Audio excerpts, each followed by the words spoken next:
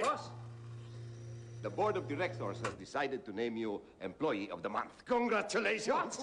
Employee of the month. Meron pala tayong ganun. Ngayon lang namin gagawin ito para naman magkaroon ng positive affirmation ng mga empleyado. At dahil sa pakikipaglaban mo for the welfare of the workers, you are our first awardee. Congratulations, pare. Salamat po. Kailan po ang ceremony? Ay, ngayon na. Yan ang ribbon mo. Yan ang plaque appreciation. Ewan ko kung paano ka napiling awardee, but you deserve it. Daw. Whatever. Congratulations again. Boss, wala mo bang cash prize? Gift check? Unload?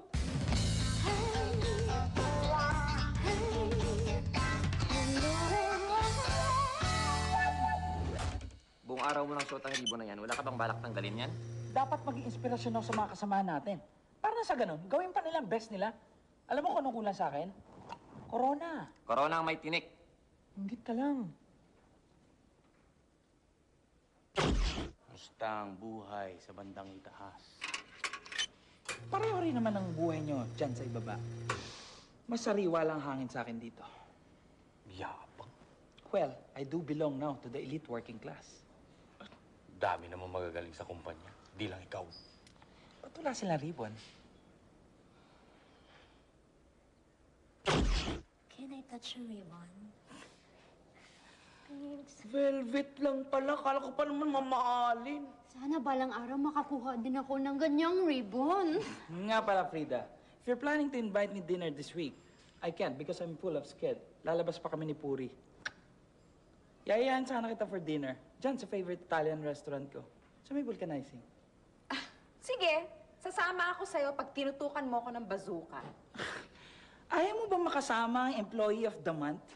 Everybody wants to be with me. In fact, everybody wants to be me. Bye.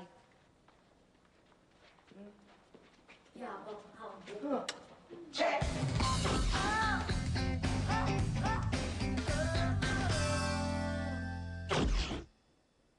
Sir, nakita niyo po ba si Bostik?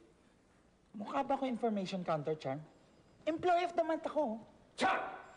Sir! Nag-usap kami ng board and you have been chosen Employee of the Year. Congratulations!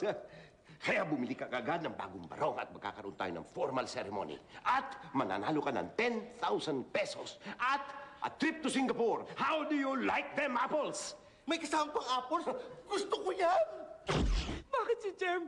May Singapore trip, may pera pa. Ako ribbon lang. May plaki ka naman eh. Yung plaki ko nabili lang sa palengke, wrong spelling pa nga yung pangalan eh, Arvin. Pare, employee of the month ka. Employee of the year siya. Kumbaga, ikaw Miss Tagig sa Miss Philippines. Oo, sige, kuha ko na yung point mo. Pare, kaya employee of the year yun. Nakataya ang buhay niya sa trabaho niya. Be happy for him. Oo nga. Nasaan ba si Charm? Makamaya na. Sa amin ni Puri, may date daw sila eh. Doon sa Italian restaurant na paborito mo.